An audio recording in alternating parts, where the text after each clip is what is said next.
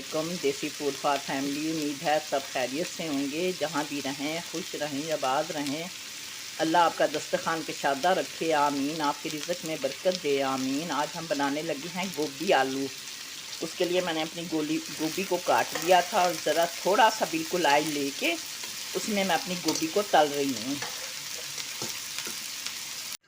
ये हमने गोभी आलू के लिए हैं प्याज, एक अदद हमने ये बारीक बारीक काट लिया है। ये है लहसुन, ये हमने चॉप कर लिया है। ये है इमली का पल्प थोड़ा सा हमने लिया है। ये है धनिया पाउडर 1 टीस्पून, काली मिर्चें पिसी हुई 1/4 टीस्पून। ये साबुत खड़े गरम मसाले हैं थोड़े से, काली मिर्चें, लौंग, और ये है हमारा चिली पाउडर 1 टीस्पून, हल्दी पाउडर 1 टीस्पून, नमक 1 टीस्पून, अदरक पाउडर आधा टीस्पून। और ये है हमारे आलू जो हमने क्यूब की शिकल में इस तरह पीस काट लिए हैं। और ये हैं छोटे 3 टमाटर। सबसे पहले हम हस्बे ज़रूरत तेल डाल के उसे प्याज़ों में कड़कड़ाएंगे। ये हमने हस्बे ज़रूरत ऑयल ले लिया था और इसमें हमने अपने प्याज डाल दिए हैं। ये हम हल्के लाइट ब्राउन करेंगे, डार्क ब्राउन नहीं करेंगे।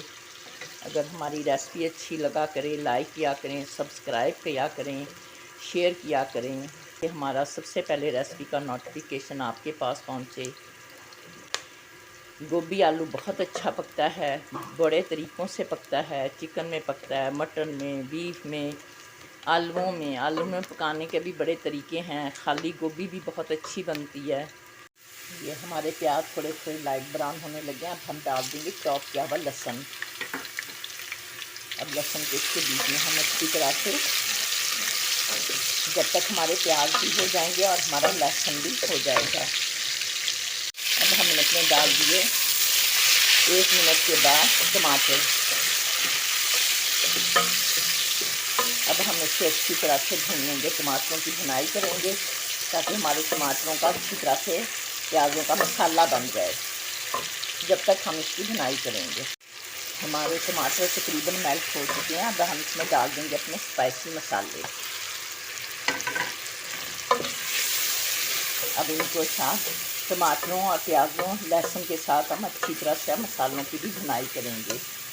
ज़रूरत के तहत इसे हम छींटा भी देंगे ताकि हमारा मसाला जो है वो जले ना। जब मसाला जल जाता है तो वो ब्लैक पे पड़ जाता है, इसलिए हमेशा छींटा देना चाहिए। मैंने अपने मसाले में थोड़ा सा पानी छींटा दे दिया, पानी का तकरीबन 1 टेबलस्पून के बराबर। बस अब हम मसाले की अच्छी तरह से भुनाई करेंगे। हमारे मसाले की तकरीबन भुनाई हो चुकी है। अब हम इसमें ऐड करेंगे आलू।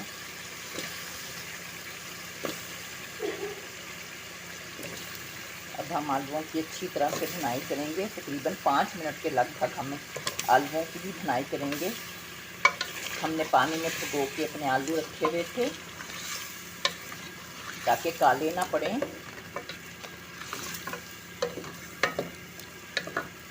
आलूओं की भुनाई हो गई थी। अब मैंने इसमें दे दिया है पानी का छींटा। तकरीबन मैंने इसमें आधा गिलास डाला है ताकि हमारे आलू अच्छी तरह से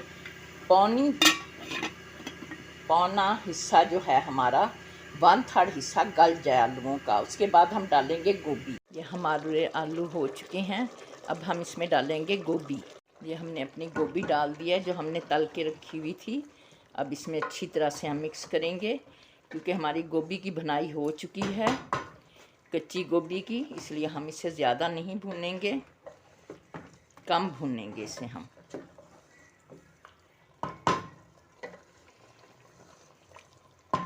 हमारी अच्छी तरह से मसाले में गोभी मिक्स हो गई है। अब हम इसे 5 मिनट के लिए ढक के रखेंगे, फिर इसकी भुनाई कर लेंगे। ये हमारी गोभी को 5 मिनट हो चुके हैं। हमने दम की आंच पे रखी हुई थी। ये माशाल्लाह अब ये तैयार होने वाली है। अब हम इसमें डालेंगे एंड में ये इमली का पल्प। अब हम इसे इसमें मिक्स करेंगे अच्छी तरह से। पहले इमली का पल्प इसलिए नहीं डाला क्योंकि फिर ये गोभी और आलूओं को सख्त कर देता, गलने में मुश्किल होती आलू और गोभी के, इसलिए हमने इसे एंड पे डाला है।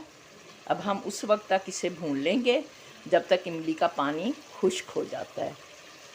ये हमारी गोभी की भुनाई हो रही है।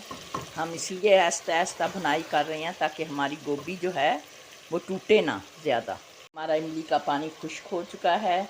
अब हम इस मौके पे डाल देंगे अपना पिसा हुआ गरम मसाला पाउडर और हम चूल्हा कर देंगे इसका बंद। अगर हमारी रेसिपी अच्छी लगे लाइक सब्सक्राइब ज़रूर किया करें।